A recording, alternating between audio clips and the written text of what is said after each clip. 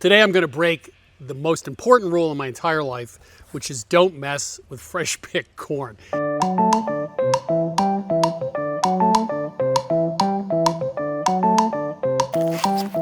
When I grew up not far from here, my mother and I always used to have this argument. She'd say, boil it for 3 minutes and just eat it. And I put butter and salt on it. But the point being that you shouldn't mess with it. So my mother was talking about fresh picked corn. This is for everything else, which is 95% of other corn.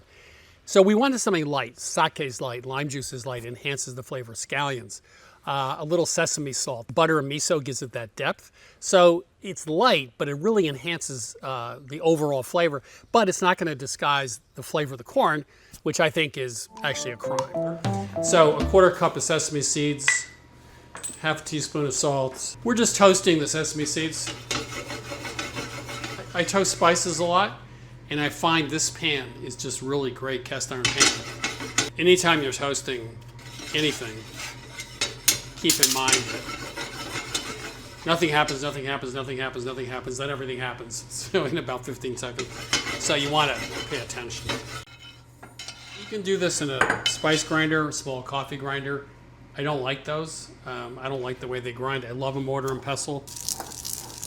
So we're going to smush about half of it. So half of it will still be whole seeds.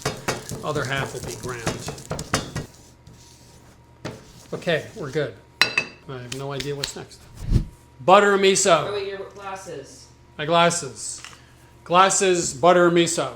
6 tablespoons of butter and a little bit of miso, and we're going to melt that. Gas burners are interesting. This one is typical. It just has a ring, but the entire bottom of the pan is not getting heated evenly. So I think that's actually a good thing. You want 15, 16,000 BTUs at least. 20,000 is better. You want as much heat as you can get. Once you've cooked with a stovetop a few times, you get used to it. Put that in here. We have little lime juice, like a tablespoon. Sake, which you should always keep a bottle around for cooking. Toasted sesame oil, just a tiny little bit. 1/2 teaspoon of white pepper. So that's going to be our bath. So we have to get the grill ready. Let's get started. Let's get started. It's sunny. The rain stopped. It's sunny. Everything's great. Cook the corn on the cool side of the grill for 10 or 15 minutes, and then when the grill is really nice and hot, we'll finish it up directly on the grill with the hot coals. Get it nice and charred, put it back in here. And then we finish with a great finish. Scallions, the white sesame salt. This is good corn. I mean, the corn itself is pretty good. This is a great way to do more than one thing at a time in a grill. You could do steaks here, then take the corn out, grill it, put it back. So you can do sort of 2 things at once.